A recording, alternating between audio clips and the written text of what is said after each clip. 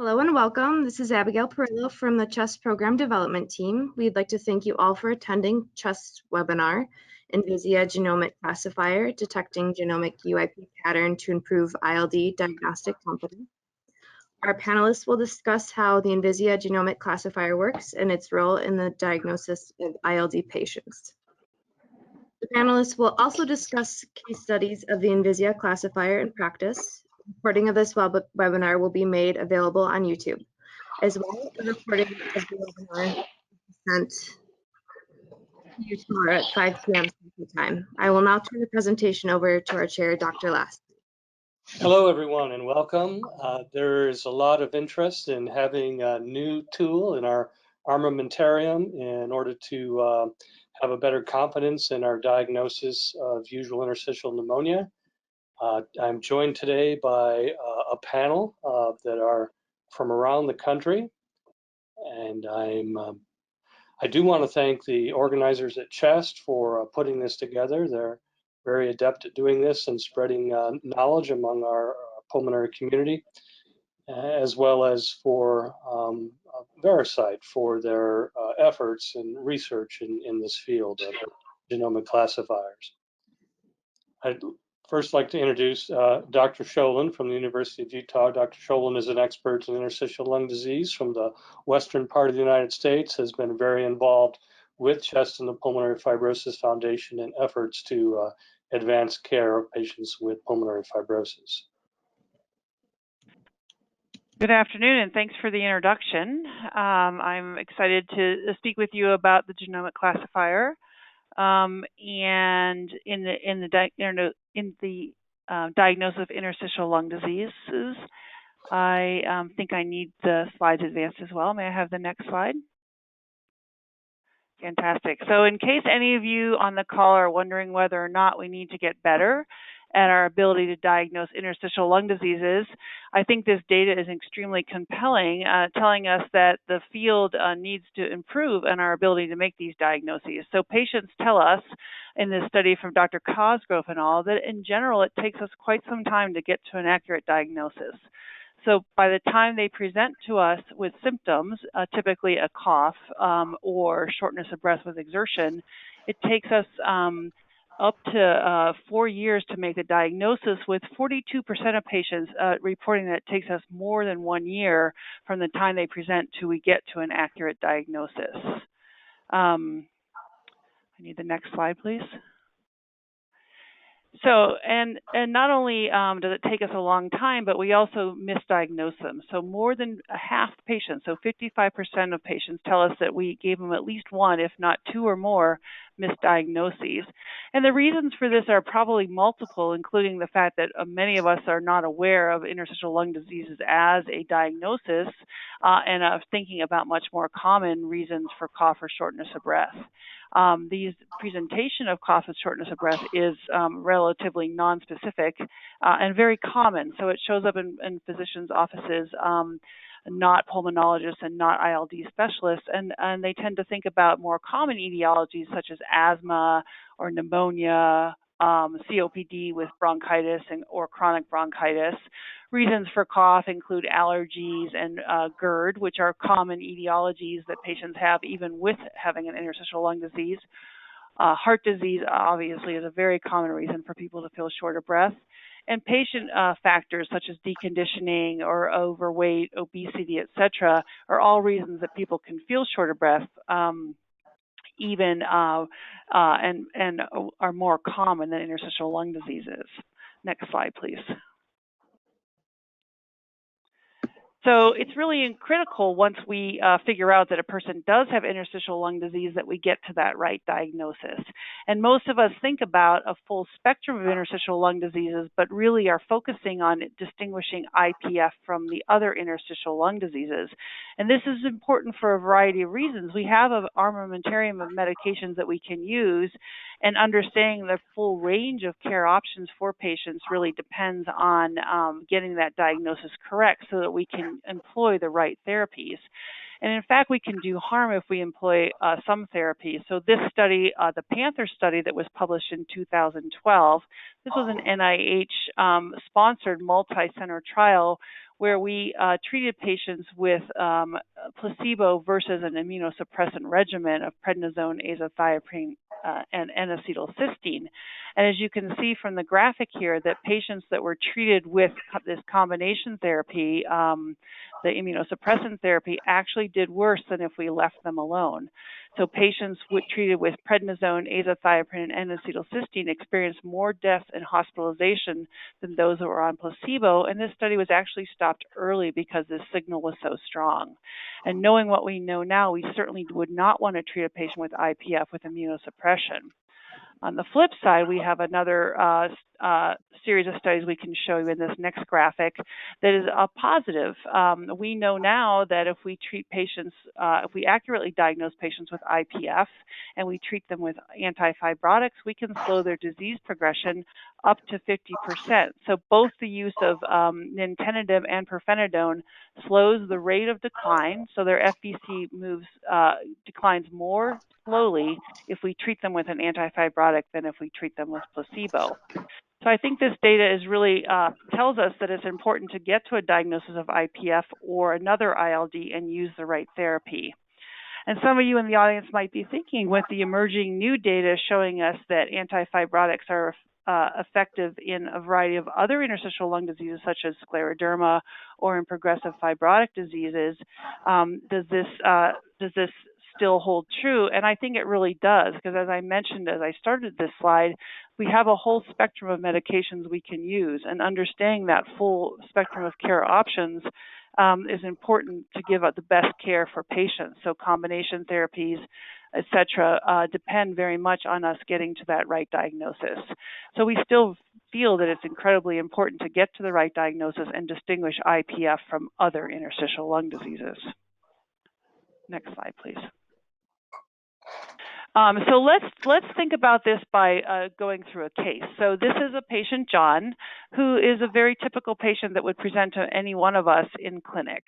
And so he's a 58-year-old male, and in 2014 he initially presented with a cough and mild shortness of breath. And as I showed you, with what many of us do with our initial impressions, is he was treated with antibiotics thinking this might be a pneumonia or a bronchitis or some sort of infection, and he didn't improve. And in 2016 presented once again, with a cough that persisted, and a chest x-ray was obtained, and that was abnormal. So further evaluation was done with a CAT scan in 2017, and you can see that on that CT scan that he had some abnormal findings. The arrows point here to the findings of some reticular changes at the edges of his lungs or at the periphery. That are abnormal and showing some evidence of some interstitial changes. And based on this CT scan, he was referred to an interstitial lung disease pulmonologist. History was obtained. The patient did have obesity with a BMI of 36.5 and obstructive sleep apnea on CPAP, very common in our practices. He was on no medications. He's a non-smoker and never had been. And we did ask him about some exposures, and he did describe having a window air conditioning unit that had some visible mold for 3 to 4 years. He changed this out in January 2019. He worked as an industrial painter for 15 years and did sandblast in the past, and did deny having any birds as pets.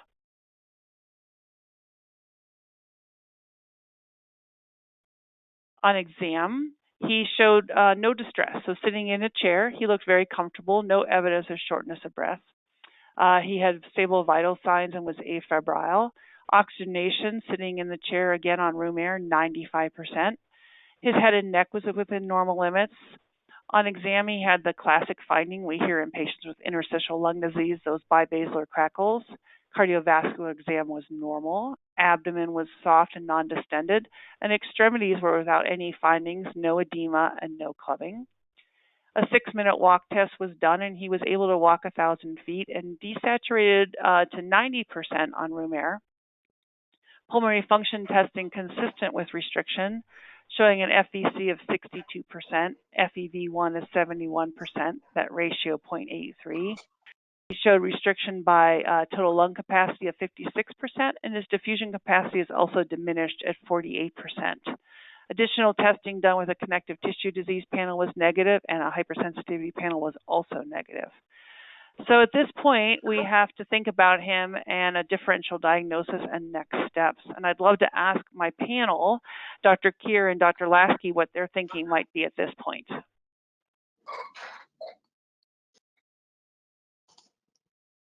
Well, I think that 58 is young. I know patients with IPF can be in their 50s, but he's toward the younger end of the spectrum. And so it's a little sliver of wanting to make absolutely sure or have a higher confidence in the diagnosis in this regard. And plus, he's had this mold exposure, and we know that these hypersensitivity panels, can be negative when it's really hypersensitivity pneumonitis, or positive in many farmers who don't have any lung disease. So I think in this regard, there's some doubt in the history of me being completely confident that this patient has idiopathic pulmonary fibrosis. Yes, I would agree. I think this is a tricky case, and I think this is a good case where we have to dig a little bit deeper and think about what this might be. And so I also think that although we have some information at this point, I think there's some additional tools that we should consider that we all use when we are evaluating patients with interstitial lung disease. And I'd like to show you those tools in the next few slides that we have. Dr. Keir, is there any other thoughts you have, or shall we move on with some of our tools? No, I think what Dr. Lasky said, like a young patient with some exposures, and the CAT scan is not typical for IPF. So it's very important to proceed with additional tests to see what's exactly going on. That's right. I think so too. So let's think about some of those tests that we have, or some of those additional evaluations we can do. I think I may need the slide advanced. Oh, wait. There we go. So the first, I think one of the most important things is us as providers. It's very important that we take a very detailed history and physical exam that can help us identify the cause of interstitial lung diseases.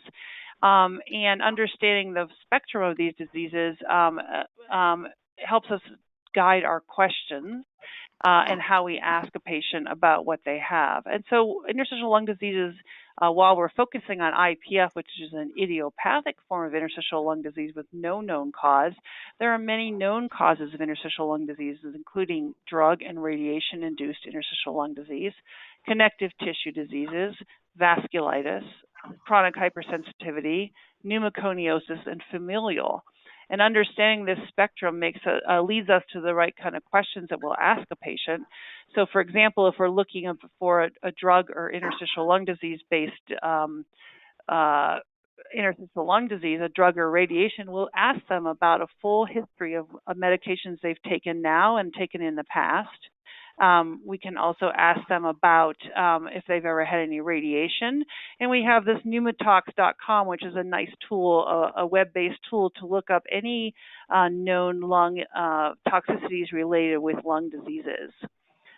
Similarly, thinking about a connective tissue disease-related ILD, our questions and our exam focuses on any sort of autoimmune phenomena, such as Raynaud's phenomena, inflammatory arthritis, looking for digital ulceration or fissuring, such as so-called mechanic's hands, skin rashes, both examining them for that as well as asking patients about a history of that, dry eyes, dry mouth, and looking about muscle weakness or pain. Vasculitis is often associated with, beyond lung diseases, sinus diseases, hoarseness. We can do urine testing for hematuria, asking patients if they've ever coughed up blood, looking for a history of hemoptysis.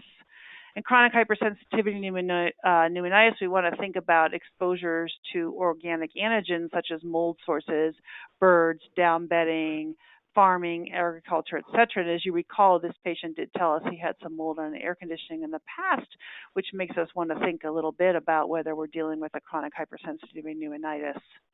Pneumoconiosis come from patients' occupation, so we always take an occupational history, and then wondering about familial ILD, trying to sort out whether the patient has family members who have had no interstitial lung diseases or a clue that they may have had some other interstitial lung diseases such as home oxygen use and autoimmune disease. And I think one of the best ways to do this is to have a checklist so that we always remember to ask patients about all these possible etiologies. So one of our tools certainly is us. The second thing we can consider using is blood tests. And so we have a variety of tests that we can consider to be more thorough about whether a patient has an autoimmune disease or eosinophilic disease or chronic hypersensitivity. And again, I'd like to pause and ask the panel how you use your serologies and your hypersensitivity panel in your own practice. I think initially we can start with probably an ANA and ESR, and as well rheumatoid factor, and then depending on the results, we can include the other panels. What Dr. Lasky think? You know, I think it depends upon who's sitting talking to you in the office. If it's an 80-year-old man, it's much different than a 50-year-old woman. In which case, in the 80-year-old man, the likelihood of IPF goes up, and in a 50-year-old woman, of course, we throw the bathtub of tests at her, trying to sort out what the autoimmune disease might be.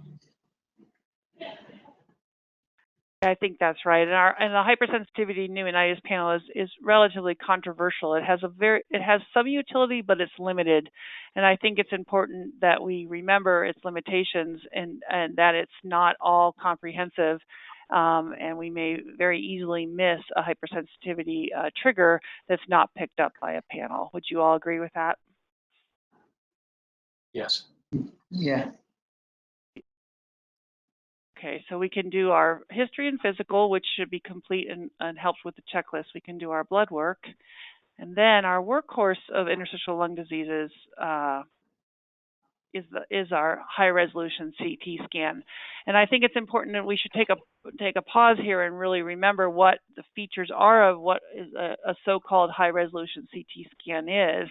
Remembering that a high-resolution CT scan is a non-contrast study, so we don't want contrast to leak into the parenchyma, et cetera, and not make it clear what the true lung parenchyma looks like.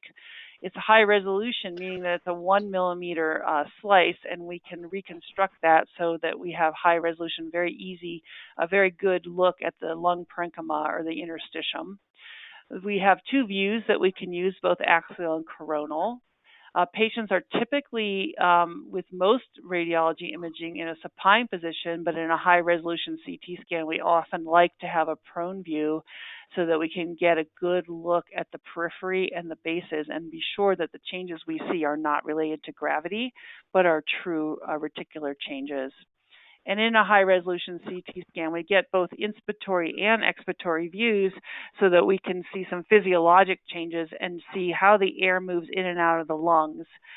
Air trapping, or so-called obstruction or air trapping, is a feature that's really important to see and would not be typical in a patient with IPF.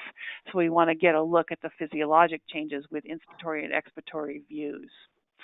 So it is in all patients with interstitial lung disease, per our current guidelines that were published in 2018 with Dr. Ragu as the head author, a high-resolution CT scan should be obtained in all patients looking with interstitial lung disease, specifically looking to see if we can identify the so-called usual interstitial pneumonia pattern. And so this algorithm is the way we like to see a high-resolution CT scan done. So I mentioned UIP. What is UIP? What is usual interstitial pneumonia? And that is both a description of a CT scan pattern, so a radiographic UIP pattern, as well as a histopathologic pattern. And I'll go through in a minute what the UIP pattern looks like, but this CT scan that we see here is a classic UIP pattern showing a peripheral basilar, or at least a peripheral distribution of the disease with reticular changes and honeycombing. And the pathologic pattern that we see here is a classic UIP pattern with this heterogeneity, where we see normal-looking lung juxtaposed to fibrotic lung in that same view pattern. So idiopathic pulmonary fibrosis has to have a UIP pattern of injury, meaning that either by radiographic and or by pathologic pattern. We can make a confident diagnosis of IPF when that UIP pattern is present and there's no known causes. Now, I think a really important and confusing distinction is that while IPF has to have a UIP pattern of injury, UIP does not have to be IPF. If a patient has a UIP pattern on their CT scan or on their pathology, but they have a known cause, so we know why they have their interstitial lung disease, such as a chronic hypersensitivity, pneumonitis, a connective tissue disease, or asbestosis, for example, then that is not IPF. It is a connective tissue disease or hypersensitivity with a UIP pattern. And CT scans can have, beyond the UIP pattern, we have other patterns on the CT scan. There we go, we're advancing. And by the ATS guidelines, we have 4 clearly and distinctive 4 radiologic patterns in ILD. We have the UIP pattern that I've just got done describing, which is marked by some very specific features. The disease is present in subpleurally and is basilar predominant. There is the finding of honeycombing, which you can see these cysts that are clumped up together, looking, sort of mimicking a bee's honeycomb. This can be with or without peripheral traction bronchiectasis or bronchiectasis, which is that pulling open of the airways. And the predominant finding is reticular. We see reticular changes, not a ground glass sort of pattern. If we don't have UIP, we can have this pattern called probable UIP, which has many of the features of UIP, but is missing the honeycombing. So if a patient has a peripheral, subpleural or peripheral basilar predominant disease that's primarily reticular with a traction bronchiectasis, and maybe even a little mild ground glass, but no honeycombing, this would fit into that probable UIP pattern. Moving from there and being less like UIP is that an indeterminate for UIP pattern where there may be more subtle changes. The reticulation is not quite so predominant. It may be in a little bit of a different distribution. There may be some mild ground glass abnormalities, and the lung fibrosis is not a clear UIP pattern. And then we may have a completely different looking CT scan, which suggests a totally alternative diagnosis to UIP. For example, cyst diseases, like as we see in this CT scan, predominant ground glass throughout the lungs, or air trapping that's marked by mosaic attenuation. If we see a pattern completely different, then this is an alternate diagnosis and we wouldn't suspect IPF or UIP in that patient. So moving back to our patient, patient John, the initial CT scan we showed you, we would characterize his CT scan most like probable UIP, in that we find the reticular changes in a subpleural distribution. We certainly see that it's reticular as the predominant changes, and there are some peripheral traction bronchiectasis as well. So we'd like to think next about our differential diagnosis and next steps for the patient. And the panel have any thoughts at this point?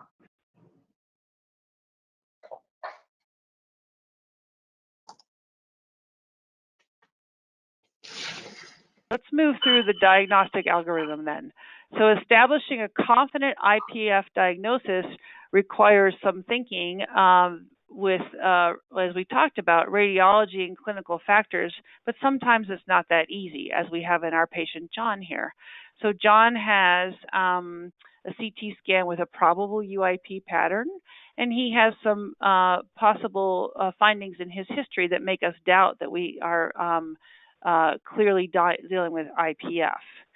So having a diagnosis of UIP by radiology depends on us having a very good CT scan, and we have to understand our limitations of a CT scan, which may miss up to 60% of cases with UIP when we have a pathology finding to accompany that. Certainly, radiologists' interpretations may vary, and this is all very good radiologists. Even when we have top chest radiologists that read these day in and day out, they may have different opinions about this. And many of us don't really have access to expert thoracic radiologists who do this as a day in and day out. So finding that expert thoracic radiologist may be a challenging problem. And also, it's very important that we, moving away from the CT scan and moving to us as clinicians, excluding other causes of interstitial lung diseases can be tricky. As with John, even with a very expert interviewer, interstitial lung disease expert, there are a few features in his case that make us wonder if this is idiopathic or not. And oftentimes we don't even get a complete history or physical, or at least history on a patient, either because of the way we ask the question or because of what the patient can remember to tell us. So we really are quite dependent on getting a very thorough history about known causes. And patients oftentimes don't have time or don't remember in time to tell us what their exposures might be. And so I think in clinical practice, although it looks good on paper that we can make a diagnosis of IPF, in clinical practice there's some very real and pragmatic issues that can limit our ability to make that diagnosis. So we think about the current guidelines and what our what our algorithm should be in making a confident diagnosis.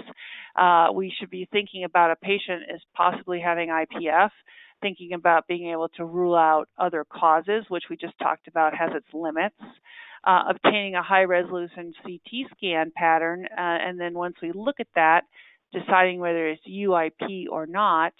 And when we're not clearly sure that it's UIP, we like to move to having a discussion with our colleagues in the multidisciplinary discussion, which can be difficult in the real world.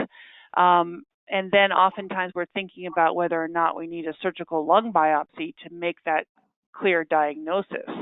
And moving to the surgical lung biopsy requires, as I mentioned, that we do all the steps ahead of it right. We have people to discuss this with, and that we have a surgeon to perform that biopsy.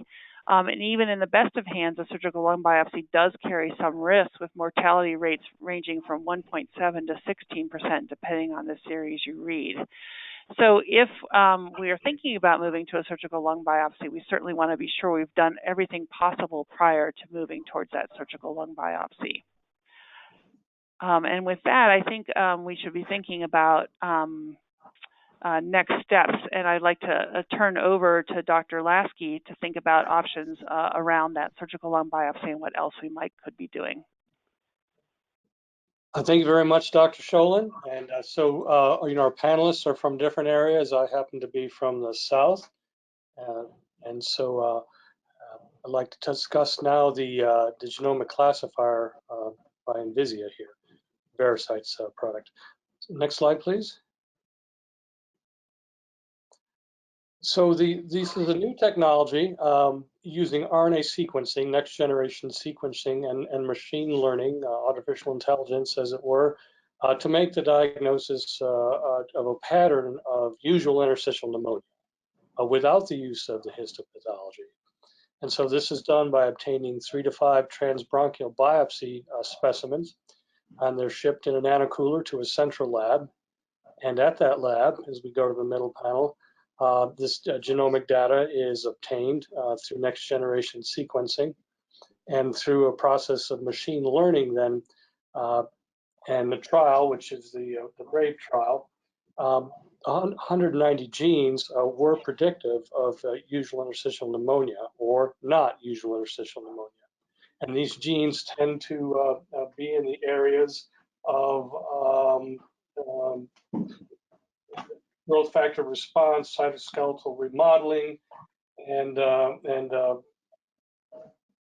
extracellular matrix interactions. And then over to the right is just a graph showing classifications And this line in the middle of it is the cutoff line. We'll discuss that a little bit later. I think there's a slightly different graph in the article that's published in the Lancet Lancet Respiratory in June of 2019. Next slide, please.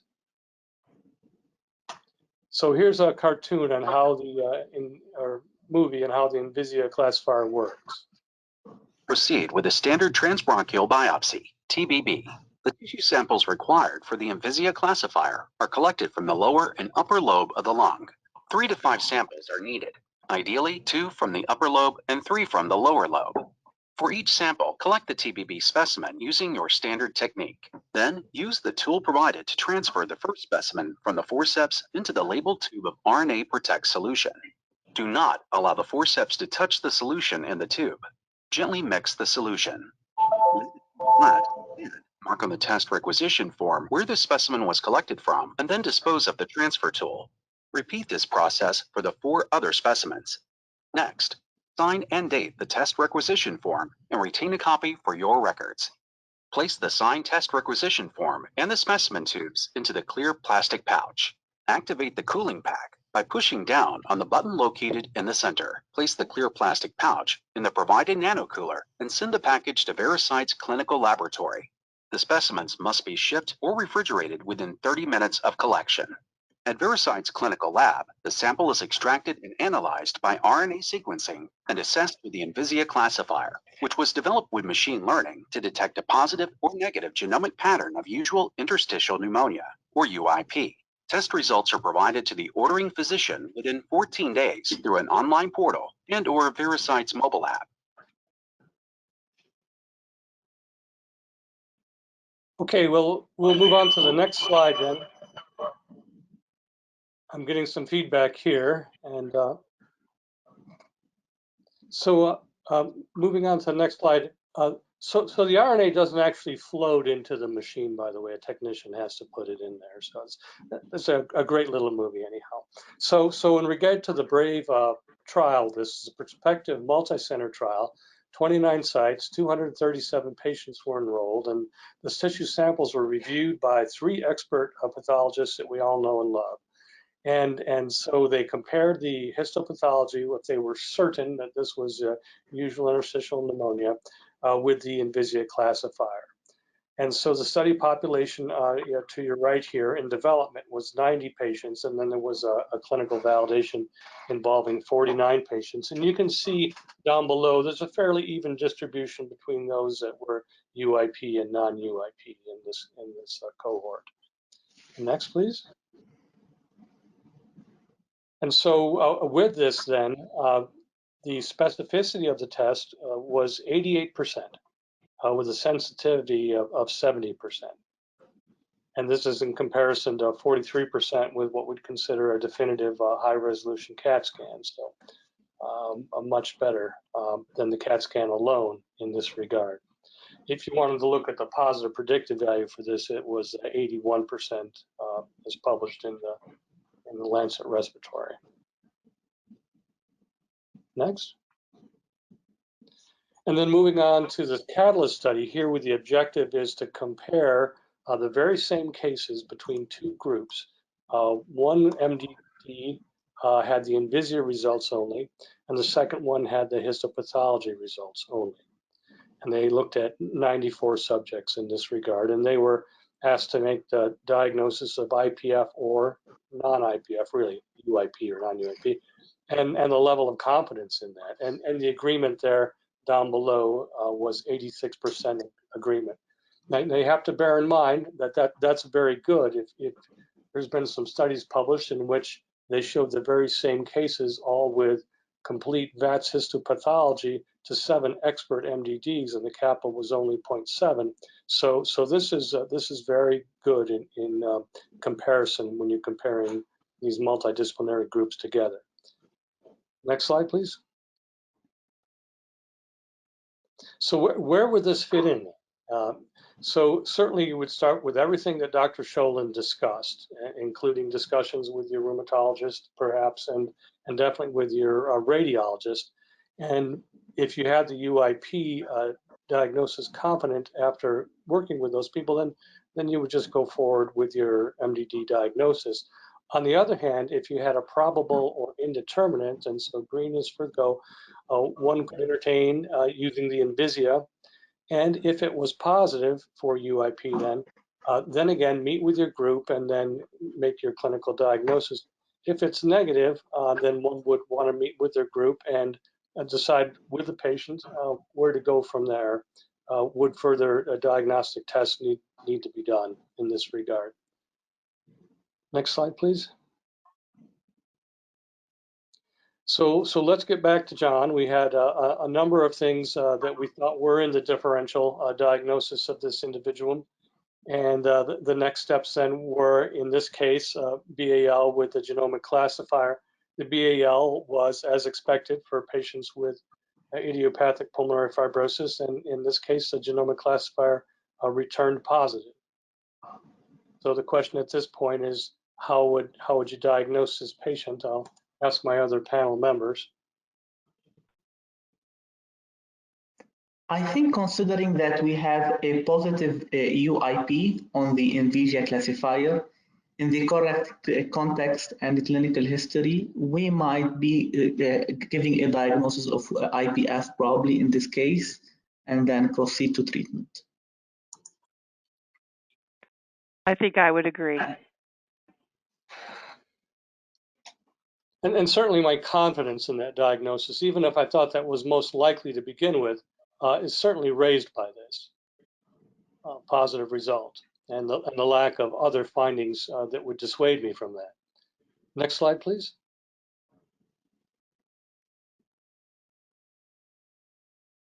So in this case then, the diagnosis of the group was that of idiopathic pulmonary fibrosis based upon these features that we discussed already, and with the next steps of not needing a surgical lung biopsy and the risks of morbidity and mortality associated with that.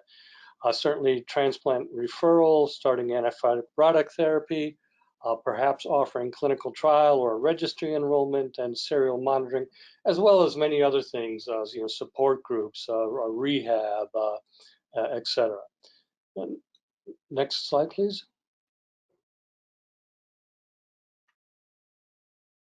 So who are the appropriate patients? Those where you haven't found an alternative cause as you were reviewing the clinical factors, had reviewed the high resolution CAT scan and thought it might have been either probable or indeterminate, and if the patient could tolerate a transbronchial biopsy.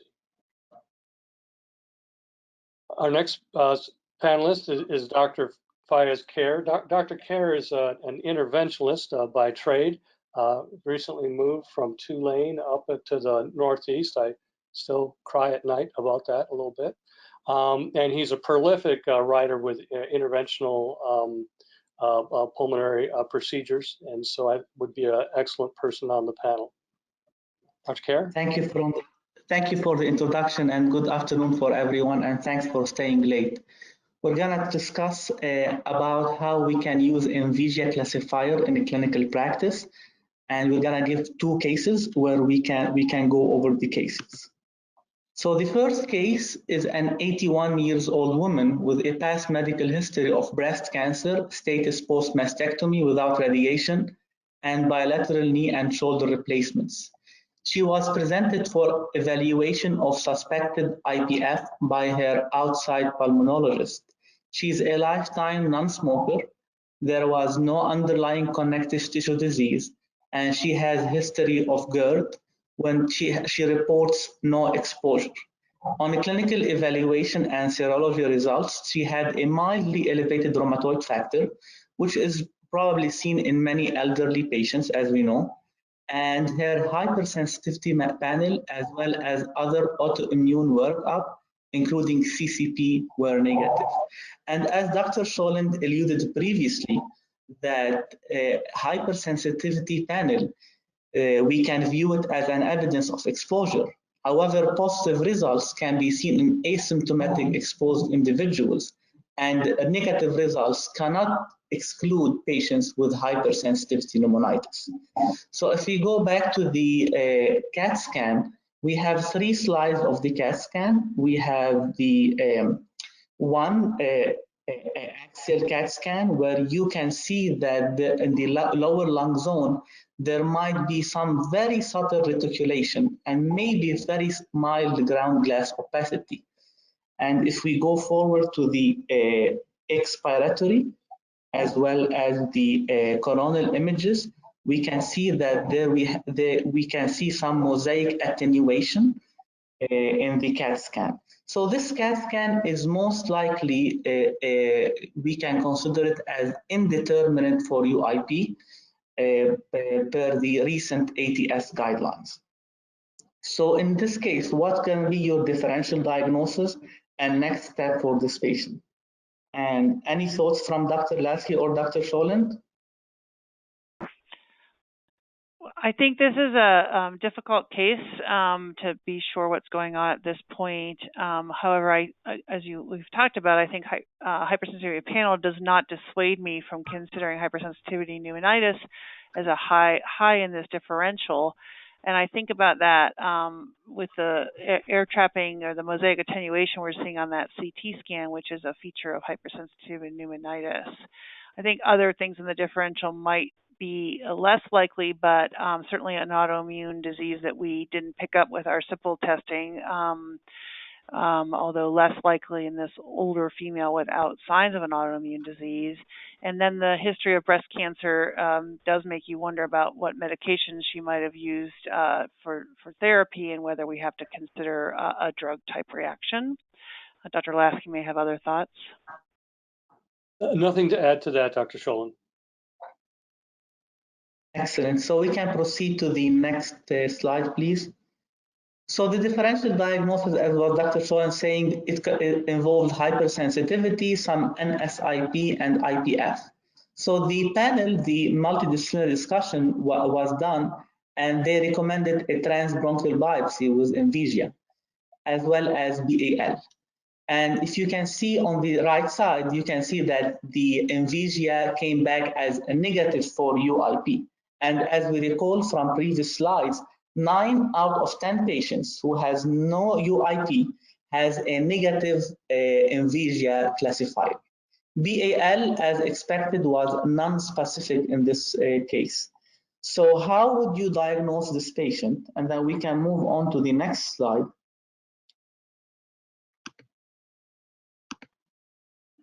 So an MDD was reconvened after these results, and they probably have a working diagnosis of a chronic hypersensitivity pneumonitis. And they based this on the clinical history, diffuse mosaic attenuation on the high resolution CAT scan. And the recommendation was to proceed with immunosuppression medications, as well as repeat careful history to assess for potential antigen exposure and consideration for home inspection for molds and external antigens. And I want to just ask the panel a question. How do you think about the negative Envisia results in this case? And do you agree with the working diagnosis? Any thoughts, Dr. Sholand and Lasky? And I, as alluded to in my thinking about the differential, I think that the negative Envisia classifier helped me quite a bit, moving me more towards the chronic hypersensitivity pneumonitis diagnosis. And I do agree with the interpretation of the MDD based on that. Okay, excellent. So, so this is case number 1. We'll go to the second case now. So the second case is an 82-year-old man who had noticed mild exertional dyspnea and mild dry cough.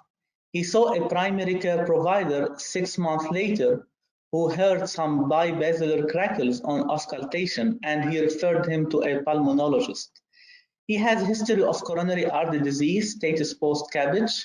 He has hypertension, dyslipidemia, and GERD. He is obese with a BMI of 32, and he has history of sleep apnea on CPAP. He is a former smoker with a 2-pack per day for 20 years. However, he quit around 35 years ago. He has a former deputy sheriff for 33 years and has been retired for the last 17 years. He spent 4 years in the Navy in the 1950s, with some time on the destroyer ship. He has some areas in the house with visible molds in the bathroom, for instance. He had dogs, but he has no current or past pet bird exposure. His medications included losartan, atorvastatin, aspirin, and omeprazole. And if we go to nomotox.com and see the medication, we can notice that one of the medication, which is losartan, has some pneumonitis or organizing pneumonia pattern as a side effect of this medication. On the right side, you can see the CAT scan. And again, you can see the axial with a very subtle reticulation and maybe some mild ground glass opacity. Again, this high resolution CAT scan was regarded as an indeterminate for UIP pattern. Can we go to the next slide, please? So on physical exam, the patient had no apparent distress with vital signs that were stable. He has an oxygen saturation of normal, 95%. The cardiovascular exam was normal. Lung showed some bibasilar and inspiratory velcro-like crackles. There was no edema and on extremity. His serology workup was normal for all autoimmune serology, including also he had a liver and kidney function as well as CBC that were normal. He had a 6-minute walk test and he was able to walk 1,400 feet with saturation of 93% on room air. His PFTs that were sent, his initial ones, he had a decline of FEV1 within 6 months of 6%, as well as FVC of around 5%. And he has decline in his DLCO of around 11%. So what is your differential diagnosis and what do you think the next step to consider in this case? Anybody, Dr. Lasky or Dr. Shoran, do you want to comment on that? So we'll just, so again, here the differential diagnosis could be chronic hypersensitivity. He is old. Yes.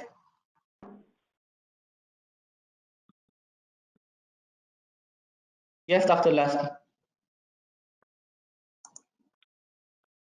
So yeah, he is old. He's fairly early in his disease process at this time, and so might want a more confident diagnosis. May take some convincing, to tell him he's got a disease based upon his minimal symptoms and such.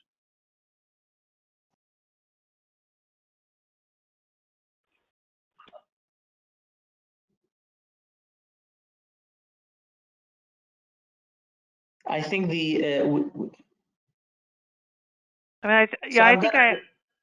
I agree. I mean, it's minimal disease. It'd be nice to know what's going on. He looks like he's progressing a little bit, and I think the differential is wide, and it includes IPF, it includes non-specific interstitial pneumonitis, it includes a variety of etiologies. I think it's pretty important to rule out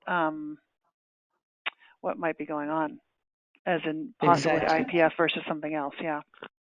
Exactly. So yeah, considering that he's old, he's early in his disease, and he has an exposure history, including drugs and mold exposure, so differential diagnosis is wide, and it's important to rule out IPF in this case. So a discussion was made with the patient, and then the decision was made to proceed with a bronchoscopy with BAL and transbronchial biopsy, as well as Envisia Genomic Classifier. Can we go to the next slide, please? So the test results, the Envisia Classifier was positive for UIP. His microbiology was negative for bacteria AFB or fungal disease. Transbronchial biopsy showed alveolar parenchyma without any granulomas. His BAL was also non-specific, and that's what you expect with most patients with probably pulmonary fibrosis. So the diagnosis was made as IPF, made on the clinical history. He is an older man and he's a former smoker. We have a negative autoimmune serology. We have a BAL and transbronchial biopsy that does not indicate any alternative etiology. And we have an Envisia classifier with a positive UIP pattern. So a treatment with antifibrotic was recommended for this patient with a close monitoring of his symptoms as well as his lung function tests. So in summary, we know that distinguishing IPF from other ILDs is often a challenging diagnosis with our existing tools. So Envisia Classifier can accurately detect a genomic pattern of UIP without the need for histopathology and with a high correlation to expert ILD histopathology results, as Dr. Lasky discussed, with an 88% specificity and 70% sensitivity. Lastly, Envisia is intended as to complement high-resolution CAT scan as well as clinical factors for a more confident IPF diagnosis. Thank you. And I think we can take questions now.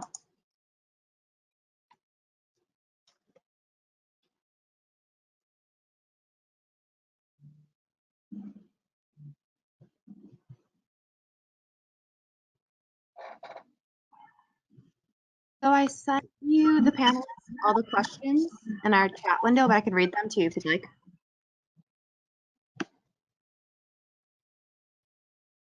I think that'd be helpful so everyone can hear. So the first one is, I think this was in reference to Dr. Lasky's slides. How about surgical biopsy samples compared to TBB? Think that would be more accurate? I'm a little bit nebulous on this question. I wanted to make sure there was time for questions and answers, so I might have breezed through my portion maybe a little more quickly than I should have.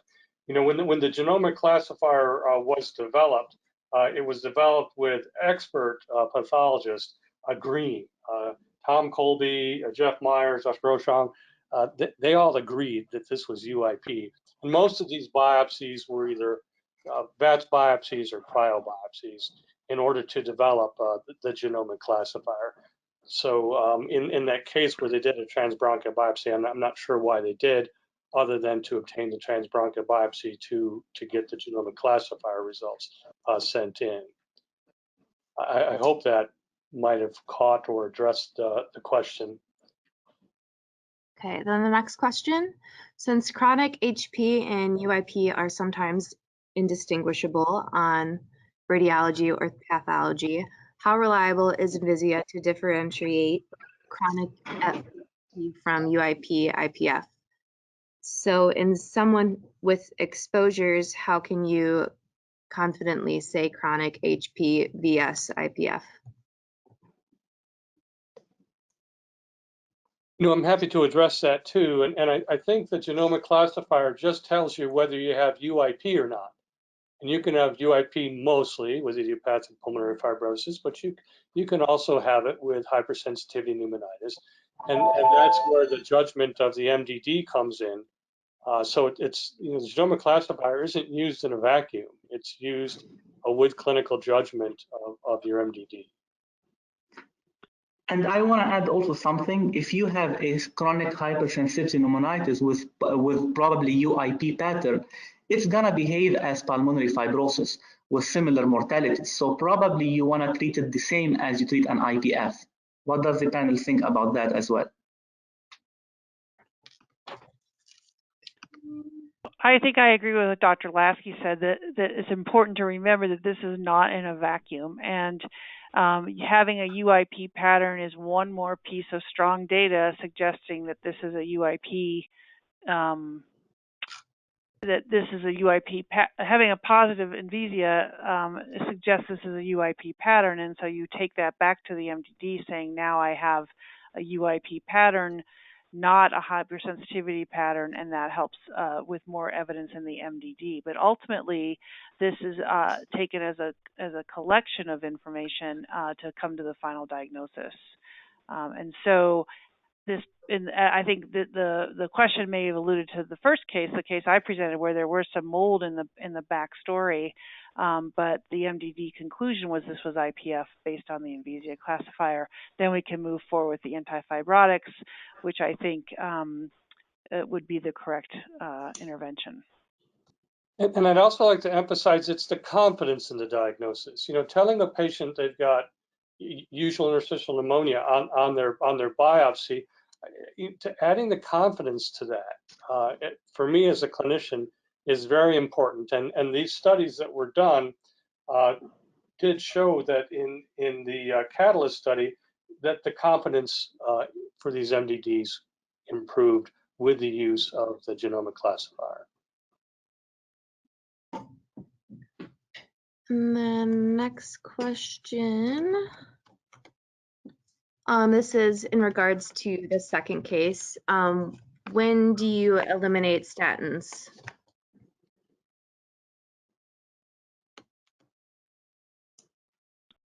So probably yes, statins can cause some drug-induced interstitial lung disease. However, we have an Envisia which has it was positive in an elderly man and a former smoker.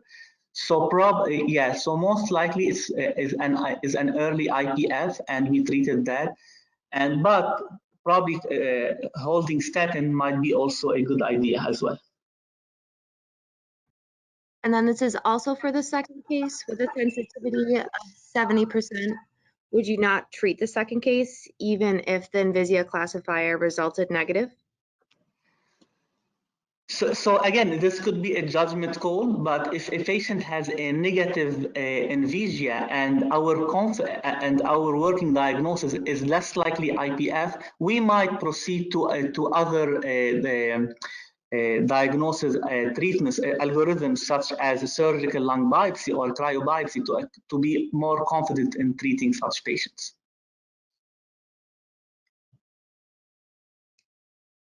What were the NPV and the PPV of the Envisia?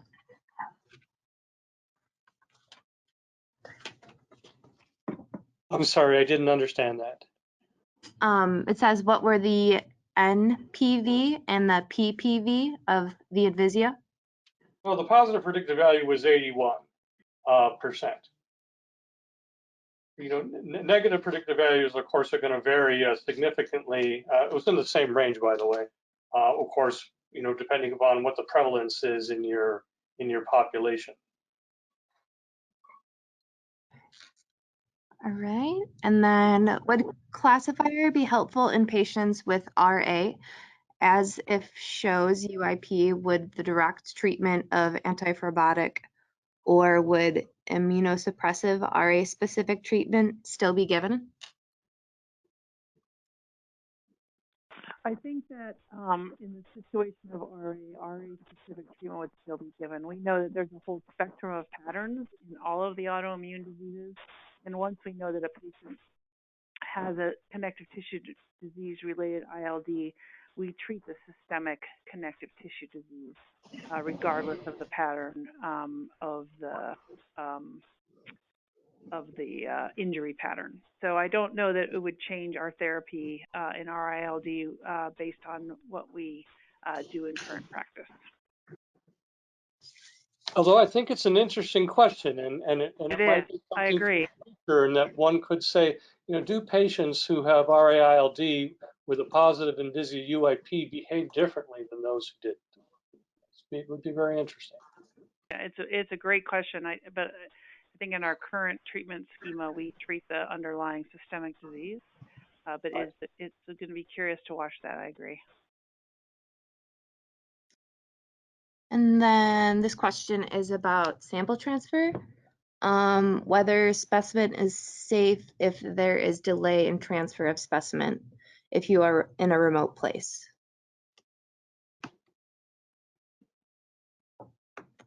The transfer of simul.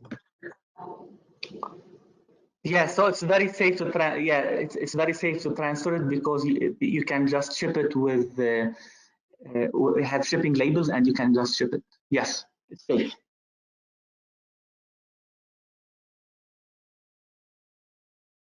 And then will you be able to rely on Envisia as a sustainable hidiopathological examination. What if the Envisia classification is negative for UIP pattern and TB-LB is non-conclusive with respect of hidiopathological exam? What would the next step be? For me, this would be going back to the patient, having a discussion with them, saying I'm no more confident than I was before in your diagnosis, and then having with the MDD and with patients' involvement as well, do we proceed in order to make a diagnosis with, as Dr. Carrot said, either a cryobiopsy or VATS biopsy?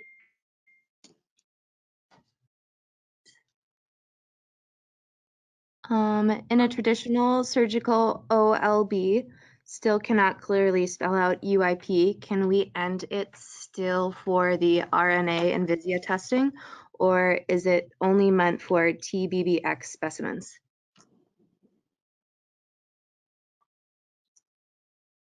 So right now, just for the transbronchial biopsy specimens.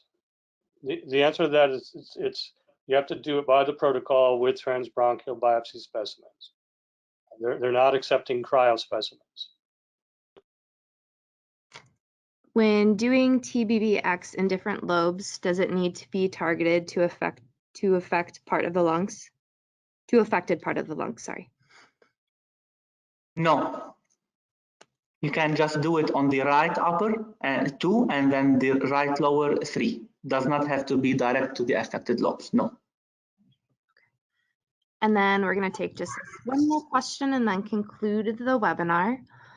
Could the diagnosis in the last case be asbestos?